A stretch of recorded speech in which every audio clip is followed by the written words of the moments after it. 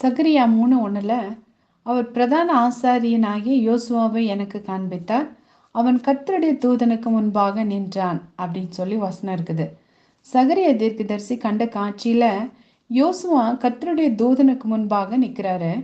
சாத்தான் அவனுக்கு விரோதம் செய்ய யோசுவாவின் வலது பக்கத்தில் நின்றான்.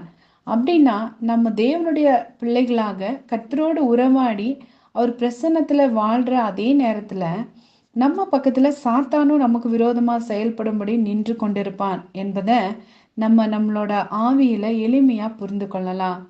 1 நாளாகமம் 21:1 சாத்தான் இஸ்ரவேலுக்கு விரோதமா எழும்பி இஸ்ரவேலை தொகையிடுறதுக்கு தாவீதை ஏவி விட்டான்னு சொல்லி நம்ம பார்க்கிறோம். சாத்தானின் ஏவுதலுக்கு தாவீது கூட செவி சாய்க்கிறாரு. தூண்டி விட்டது சாத்தான் அப்படிங்கிற உணர்வு கூட இல்லாம அங்க தாவீது செயல்படுறத நம்ம பார்க்கிறோம்.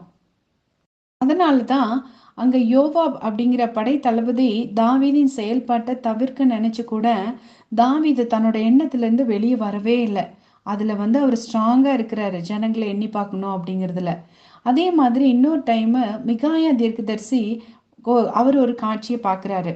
அந்த காட்சியில கர்த்தர் தம்முடைய சிங்காசனத்தின் மேல் வீற்றிருக்கிறதையும் பரம சேனையெல்லாம் அவர் வலது பக்கத்திலையும் இடது பக்கத்திலையும் நிக்கிறதையும் அவர் பார்க்கிறாரு. அப்போ ஒரு ஆவி புறப்பட்டு கர்த்தருக்கு முன்னாடி நின்னுச்சாமா. நான் தீர்க்கதரிசிகள் எல்லாரின் வாயிலும் பொய்யின் ஆவியா இருப்பேன் அப்படின்னு சொல்லி அது சொல்லுச்சு. மிகாயா தீர்க்கதரிசி தவிர மற்ற தீர்க்கதரிசிகள் எல்லாருமே பொய் தீர்க்க தரிசனம் சொல்றாங்க. அவங்க எல்லாரும் கர்த்தருடைய தீர்க்கதரிசிகள் தான். ஆனா தற்போது அவங்கள இயக்கிட்டு இருக்கிறது பொய்யின் ஆவிங்கிற உணர்வு இல்லாம இருந்தாங்க. அது போலவே இன்னைக்கு கூட சாத்தான் எந்த மனுஷரையும் விழச் செய்வதிலும் அல்லது அவங்களுக்கு விரோதமா செயல்படுறதுலயும் அவன் டயர்டாகவே இல்லை. அவ தொடர்ந்து அவனோட வேலையை அவன் பண்ணிட்டே தான் இருக்கா. ஆதி மனுஷங்க ஆதாம் ஏவாள் தொடங்கி புதிய ஏற்பாட்டுல நமக்காக ஜீவன் தந்த ஆண்டவராக இயேசு கிறிஸ்து வரைக்கும் ஒருத்தரை கூட அவன் விட்டு வைக்கவே இல்லை. பேதுரு மூலமாக இயேசுவின் மரணத்தை தடுத்து நிறுத்தி எப்படியாவது சாத்தான் தன்னோட அழிவை தடுக்க பார்க்கிறான். ஆனா அந்த இடத்துல சாத்தான் தோத்து போறா.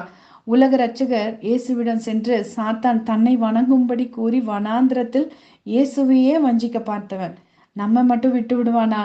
கண்டிப்பா அவன் ஒவ்வொருத்தர்கிட்டையும் போராட்டிட்டே தான் இருப்பான். சாத்தான் தான் தோற்று போனவன் அப்படிங்கிறது அது நல்லா அவனுக்கு தெரியும். அப்படி தெரிஞ்சாலும் கூட மனுஷங்களுக்கு விரோதமா செயல்படுறத அவன் நிறுத்தி வைக்கவே மாட்டான்.